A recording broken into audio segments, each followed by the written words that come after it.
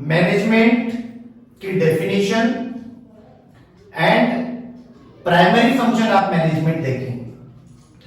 In this video we are going to describe the subsidiary function और secondary function of management. प्रबंध के सहायक कार्य कौन कौन से होते हैं? प्राथमिक कार्य तो वो होते हैं बेटा जिनके बगैर प्रबंध की शुरुआत नहीं हो सकती।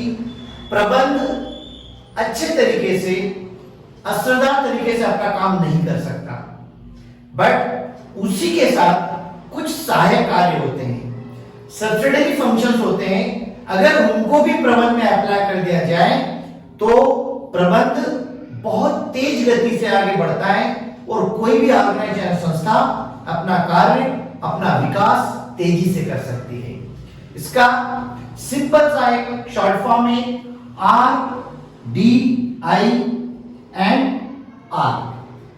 RDI तो सभी को याद रहता है, उसमें R और प्लस कर दीजिए। R for research, D for decision making, I for innovation and R for representation. These are the subsidiary functions of management. और भी subsidiary functions हो सकते हैं, but mainly we are focused on these 4 points.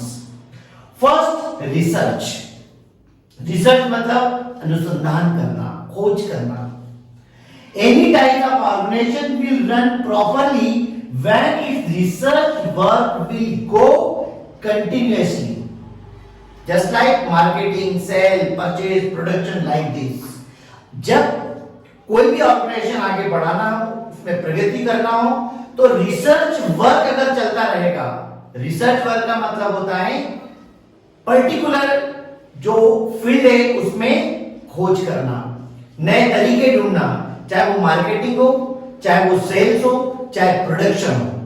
Marketing में नए नए customer की खोज करना, सेलिंग में सेल्स को बढ़ाने के प्रयास करना, प्रोडक्शन में नई टेक्नोलॉजी के द्वारा प्रोडक्शन करने का प्रयास करना ताकि कम से कम लागत पे अधिक से अधिक उत्पादन किया जा सके।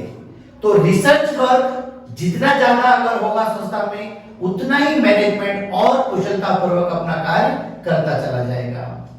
नेक्स्ट आता है डिसीजन मेकिंग, निर्णय लेना। A manager has to take many types of decision in any organization. So he should take decision in time and select best alternative. जो प्रबंधक होता है उसको समय समय पर कई प्रकार के डिसीजन लेना पड़ते हैं, चाहे वो कर्मचारियों से संबंधित हो, प्रोडक्शन से रिलेटेड हो, किसी बाहरी पार्टी से काम करना हो, तो डिसीजन समय पर होना चाहिए, डिले नहीं होना चाहिए। अनावश्यक डिले करने से कई बार संस्था को बहुत बड़ा नुकसान हो सकता है, इसलिए समय पर डिसीजन होना चाहिए। और साथ ही साथ कई बार मैनेजर को अल्टरनेटिव विकल्प का चयन करना पड़ता है कि कौन सा विकल्प है जो हमारे ऑर्गेनाइजेशन के लिए यूजफुल होगा, तो उसे सिलेक्ट करें या नहीं करें। तो decision making is the most important for the management. And then innovation. Innovation आजकल मॉडर्नाइजेशन का जमाना है, नई टेक्नोलॉजी का जमाना है।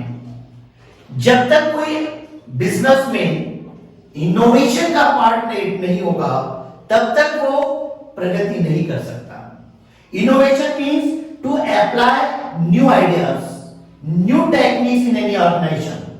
नए आइडियाज को लाना, नई टेक्निक के थ्रू काम करना और नए मार्केट के अनुसार, उस नए समय के अनुसार अपने बिजनेस को परिवर्तित करते रहना, समय समय पर नए आइडियाज लेकर के आना और जो पुरानी टेक्निक्स है उसमें निरंतर सुधार करते रहना, यही इनोवेशन होता है, जिसको हम बोलते हैं नवाचार, नव प्रवर्तन।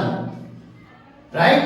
तो नव प्रवर्तन या इनोवेशन सबसे इंपॉर्टेंट सब्सिडरी फंक्शंस होता है, क्योंकि जब तक आप जमाने के साथ नहीं चलेंगे, नई टेक्नोलॉजी को अप्लाई नहीं करेंगे, आप इस कंपटीशन में, मार्केट में नहीं टिक पाएंगे। इसलिए इनोवेशन पर ध्यान देना बहुत जरूरी है। And then representation.